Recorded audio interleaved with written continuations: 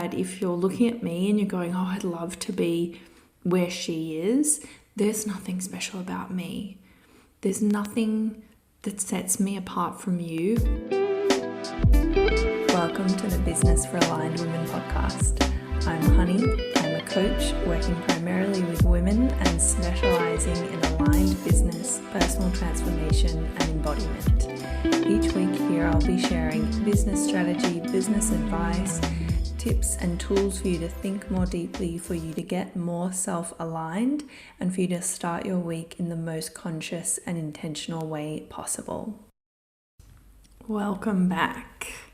I am going to talk a little bit today about possibilities, but I'm also going to share a lot about myself, my business, and how I am absolutely no different or in no way more special than you. I have just sat down after doing my big Sunday reset. I thought that it might be interesting to touch on that because I did have a conversation with a client a few weeks ago who said that, she couldn't believe that people actually did these Sunday resets, and, it was a dream for her to be the kind of person who would do something like that.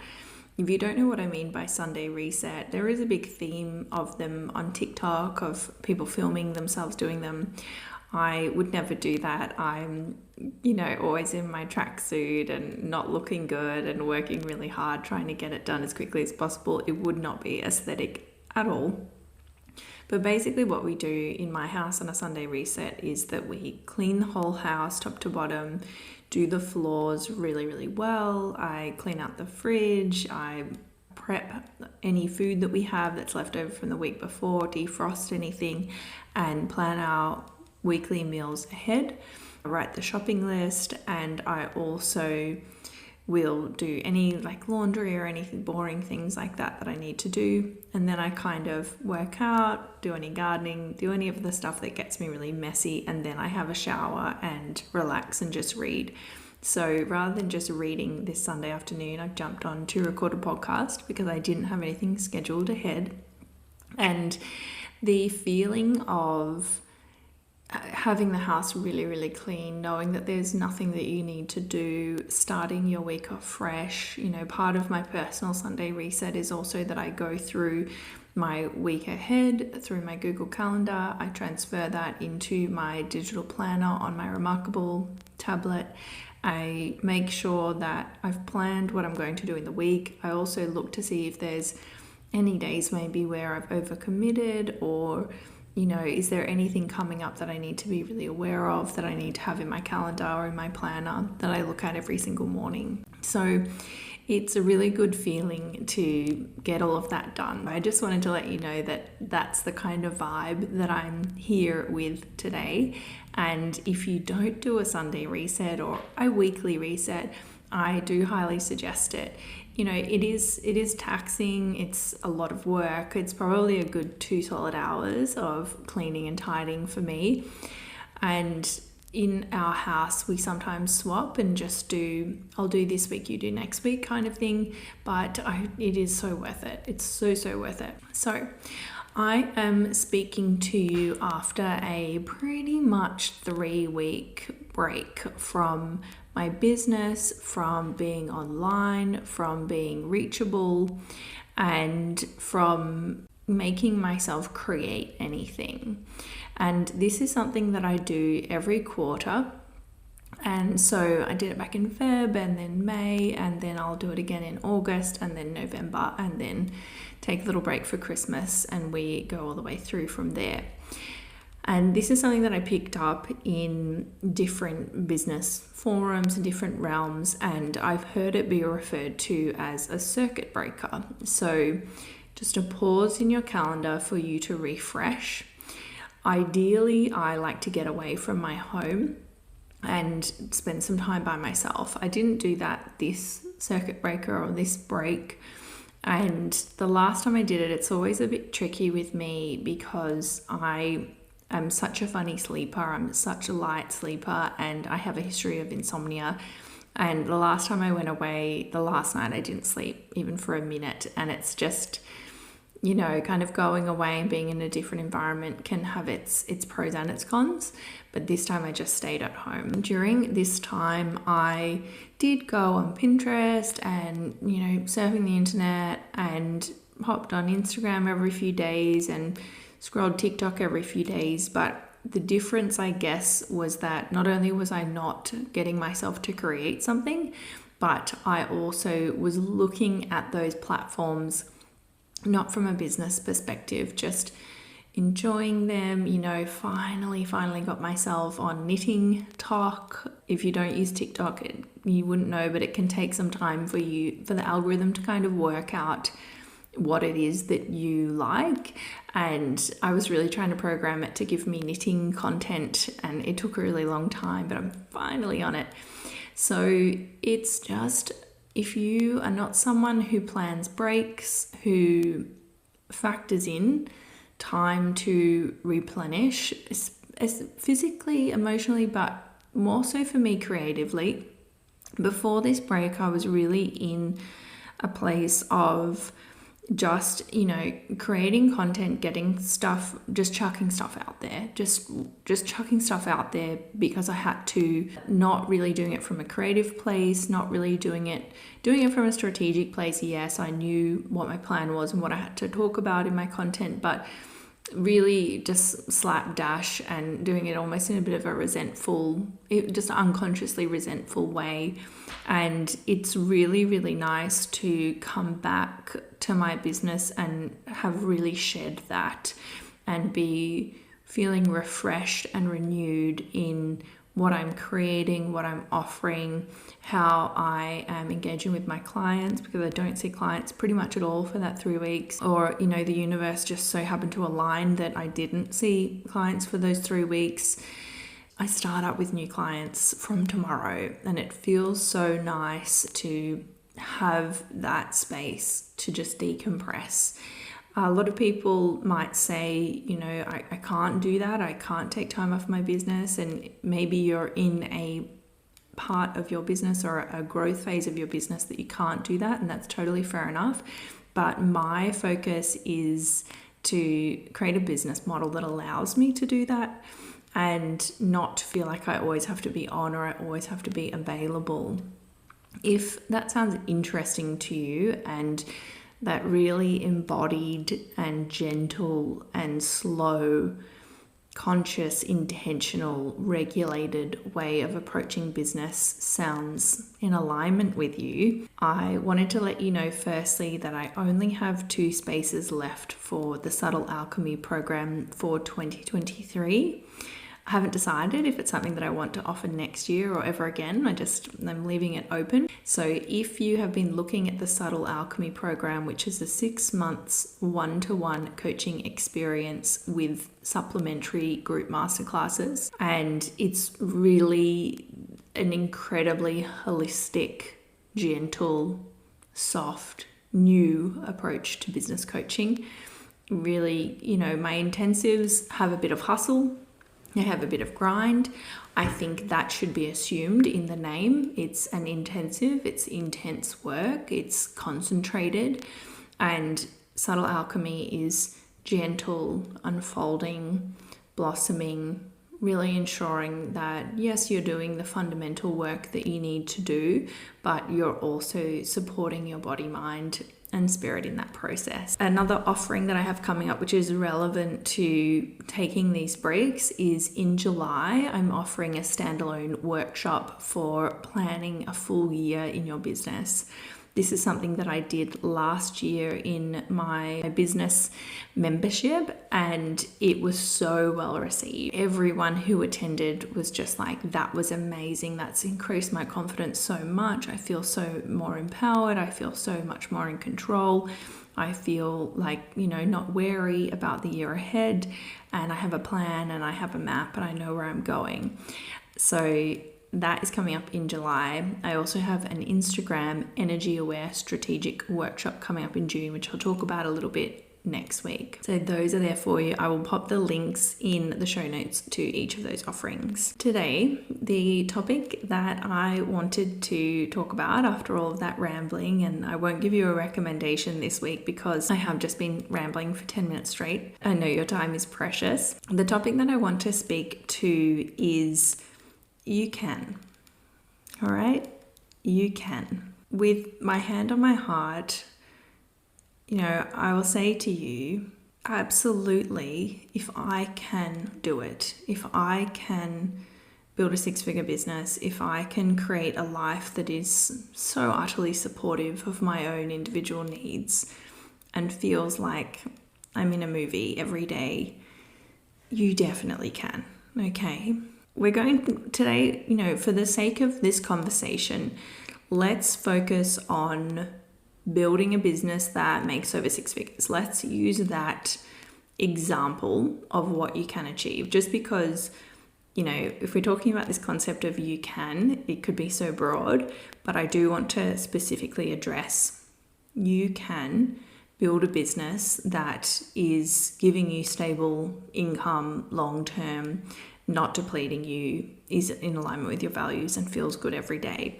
And you can do it in a way that you earn 6 figures and more. The reason that I wanted to address this is that I had 2 really interesting comments on Instagram and TikTok when I posted a little video about, being an INFJ, having built my own 6-figure business, working from home, having the time to just knit and be in nature and take care of myself. I understand there are a lot of coaches out there that are sharing how much money they're making, and it can be really tacky, and it's actually a sales tactic, I guess. And I see it all the time. I see people saying, they're earning $500,000 a month, $300,000 a month, all this stuff. And there are a few problems with that. The first one being if they're telling you the amount of sales, but they're not telling you the profit. So they're not actually telling you how much it costs them to earn that much money. A lot of these female coaches that I'm talking about would be spending so much money on ads and a lot of money on really high-end platforms, for things like emails or course hosting that's really expensive. And a little secret about my business is that I've ran 4 ads in 5.5, almost 6 years. I, for a couple of months, ran a Google AdWords, and whenever I would have an event or a retreat, I would generally do an Instagram ad. But probably for the last, since post-pandemic, since 2020, I have not ran a paid ad, and I'm earning over 6 figures. So there you go. That's a little bit of something to learn. But, there's a problem if they're telling you how much they're earning, but they're not telling you how much it costs to get there. That, they might be paying a big team as well, which is, a big part of this. But it's, it on one hand, seeing that can be inspiring. I think I have a really great bullshit detector. And sometimes I see coaches do it and they say, that they're earning like $3 million a year or whatever. And I look at their house and I look at the decor, and it looks like they're living in student housing. And I'm just like, bullshit. No, you're not. No one would be earning that much money and be living in that state. It's just, I just don't believe you. But then there are other people who do it and I believe them, and I find it really inspiring.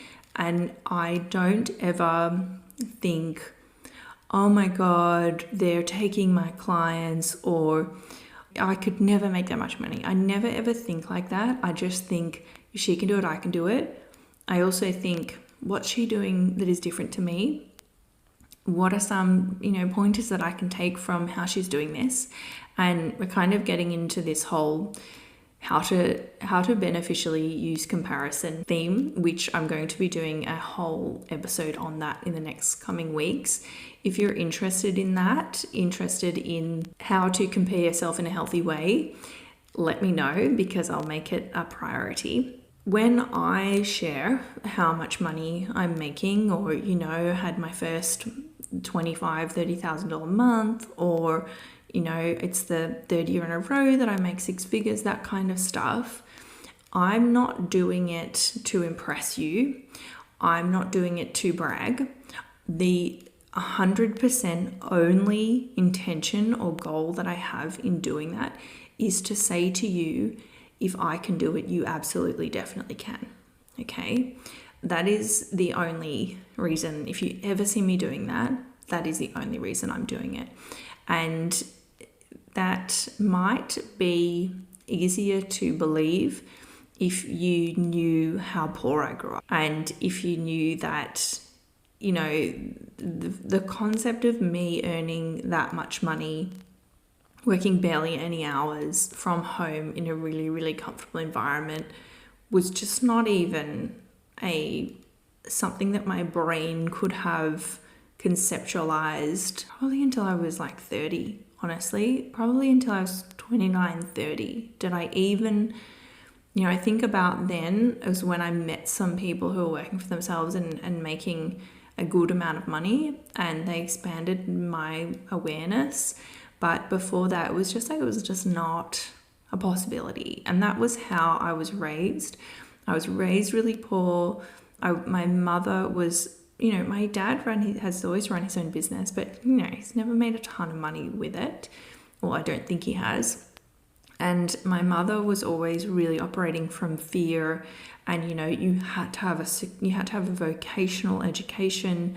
You had to have a job that had longevity. And it's really interesting looking back now, because for her, that was teaching. And so when I finished my degree, I popped on a teaching certificate at the end, a diploma of education. But nowadays, teaching is a really unstable profession, and you get a 1-year contract, and the expectations of teachers are so crazy that I think it's like 50% of graduates quit. After 3 or 4 years of university, they just say, no, I cannot do this. Anyway, we're getting off track there. That's a little bit of history about me. That's kind of what my mindset was, what my story was. I went down this big rabbit hole, which hopefully has made sense to you. But the reason why this has come up is that I had 2 comments on Instagram and TikTok. One of them said that the only way I could be earning 6 figures was that I was pushing an MLM, multi-level marketing scheme, something like doTERRA, Arbonne, those kind of things. And firstly, that's really scary to me, that someone's perspective is so limited that they think the only way that a woman could make 6 figures is not only to be working for a barely legal scheme that the majority of them have men at the top, and also that they could only make 6 figures from doing something that is morally questionable. The second comment, which, every now on social media, you can get comments from people who you can intuit that they want to have a conversation, or they want to grow, or they want to be expanded. And then every now and then there's just people negging. And this was a negging comment. So I did delete it and I didn't engage. And you can just tell when someone's having a bad day and they just want to neg you, or when someone's like questioning the reality of what you're sharing. The comment on Instagram, which was a negging comment, was basically that the kind of rough outline was that it costs a lot of money to run a business, and most women don't have any money. And that, well, maybe women don't have much money, fair enough. The fact that people think it costs a ton of money to make a business is like absolutely crazy. Like, it's just not true in 2023. And it was interesting to get that comment, to have someone, they're assuming that I came from money. Because if I was able to start a business, I must have started with money. Now, there are lots of businesses that I would like to start. I would really love to start a bookshop, and I know I would need to get a loan and I would need to have collateral and all of this kind of stuff, capital, and that's not a reality for me right now. I started my business with nothing. Not entirely true. I started my business, I had a little payout from unfair dismissal, and that payout would have been, it ended up being after tax about $14,000. I lived on that for probably a year or something because I was really, really penny pinching. And, I think when I came back to Melbourne and settled down and said, all right, let's commit to a business, I probably had like $800 in my bank, 800. So I didn't have zero, but I was also paying rent, so that wouldn't have, it's really, really irrelevant. And my business costs very little to run. There are many things that I know that I could pay for and it would make my business make more money.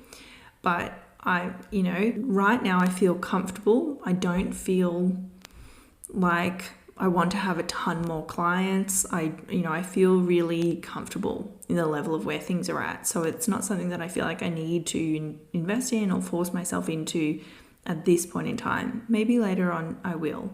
I think it's really interesting that someone would look at me, see me as semi-successful, maybe see me as white, and say she came from money. And it's just so far removed from the reality of my life and how I was raised and how I grew up. Also, that people think you have to have a lot of money to start a business that makes money for you. Now, if you want to start a brick and mortar business, a physical shop or something, yes, you do need a lot of money. But if you just want to start something that gives you money straight away or, within the first year, you can do that so cheaply. You could set up a TikTok account and create digital downloads, which is one of the biggest growing industries in, economically. So something like ebooks or checklists or Notion boards. And you could get a stand store, which is about, I think, 30 or 40 Australian dollars a month. TikTok's free. You just start smashing out content and you could be making money by the end of the month.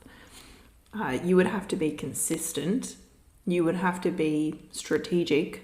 You would have to be absolutely committed. But you could definitely do that. I wanted to address some of these limiting beliefs through myself and saying, when this person commented this to me, my immediate response was, why do you think I'm so special that I can do this? What do you think is special about me? And they did respond saying, I don't know what's special about you. And I thought, let's go through the things that are special about me that have allowed me to do this. And when you work with me one-to-one, one of the things that I get you to do is this psychological entrepreneurial gauge kind of test.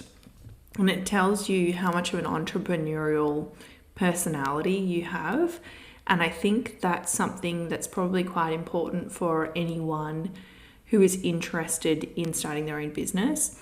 And it's really, really good for me to see where people are at, because if you're sensitive to rejection, if you're really unable to be consistent or commit to things, if you're not very good at taking risks, it's probably not for you. You probably need to get a job. All right, but let's talk about what are the things that are special about me that have allowed me to get here. Firstly, let's talk about privilege.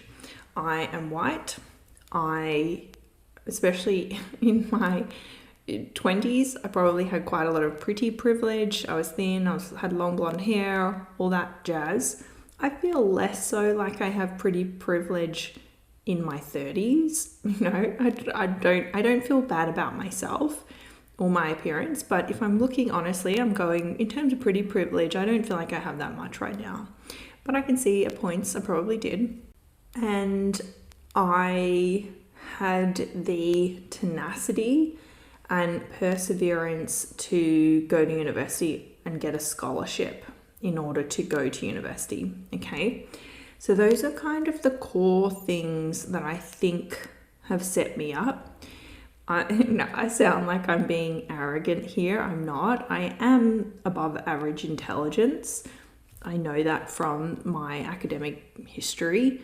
So those are kind of the things, I got myself to university, even though I left home just before I turned 16, and finishing school and doing well at high school and getting yourself to university at a city that's 2 hours away from where you grew up, having an extremely traumatic and tumultuous childhood and adolescence, and getting your act together in order to make that happen, I think is probably a really big skill that I had. And I actually relate that to post-traumatic growth. I'm sure you've heard of post-traumatic stress, but the general concept is that our brains and our nervous systems are wired for one or the other.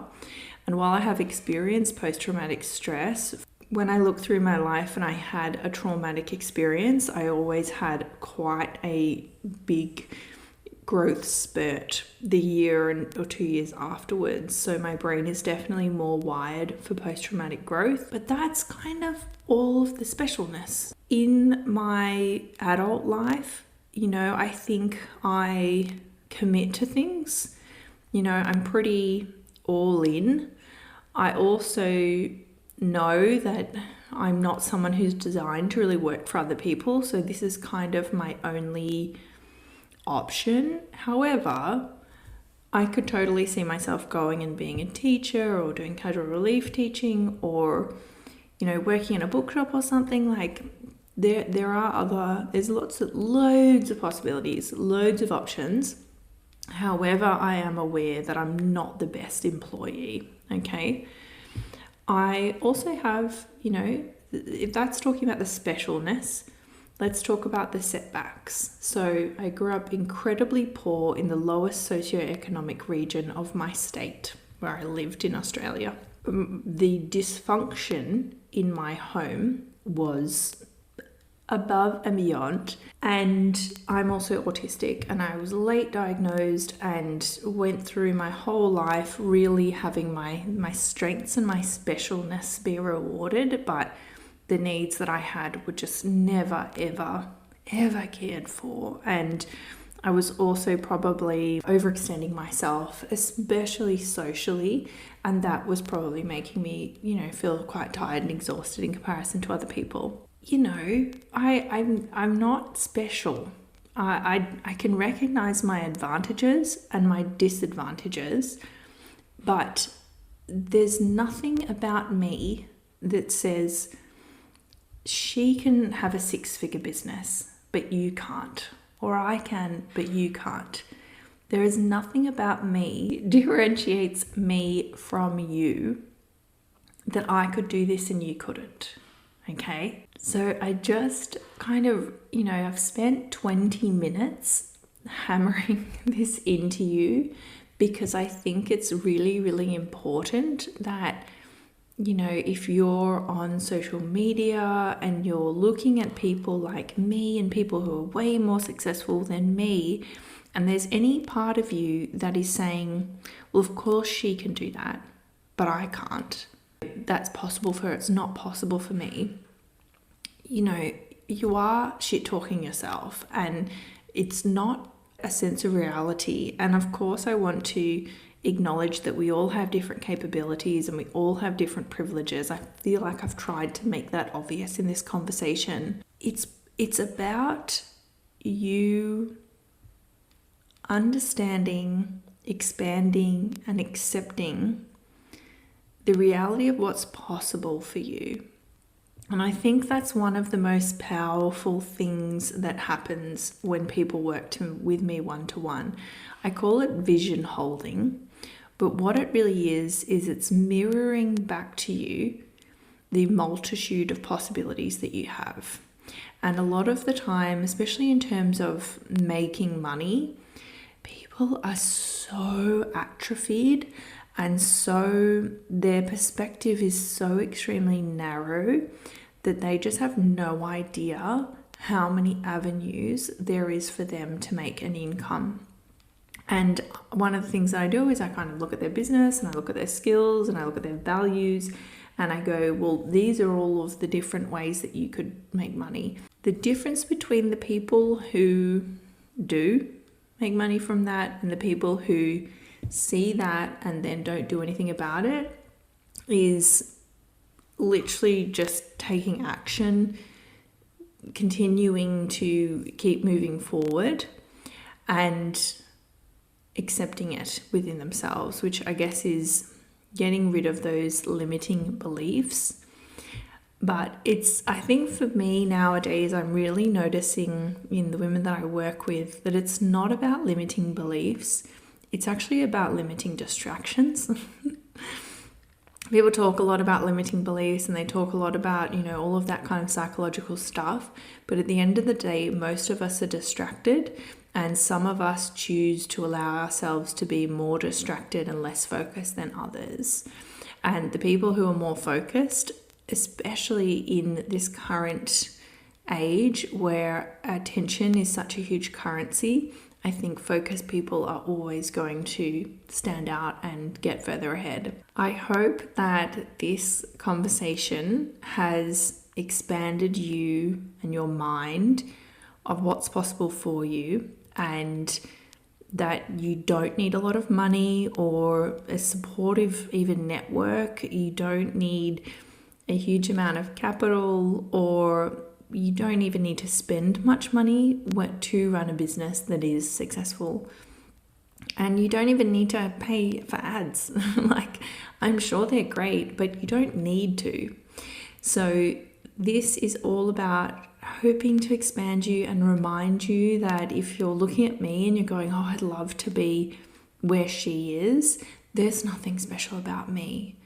There's nothing that sets me apart from you other than I just keep taking a step forward. I'm not letting myself pause and get down on myself. I'm just continuing to move forward and take action, even if it's just a little bit every single day. I hope that has inspired you. If you are, you have a friend who is really limited and you know that they need that form of expansion, you can hear Basil in the background, please share this episode with them, send it to them right now. And I am so looking forward to being back with you every week and being in your ears. If you found this episode helpful, it is so lovely to share it on your socials, tag me so that I can reshare it, follow the podcast and leave a review. And I love to hear your thoughts on what I'm talking about and what I'm offering. And I will speak to you next week.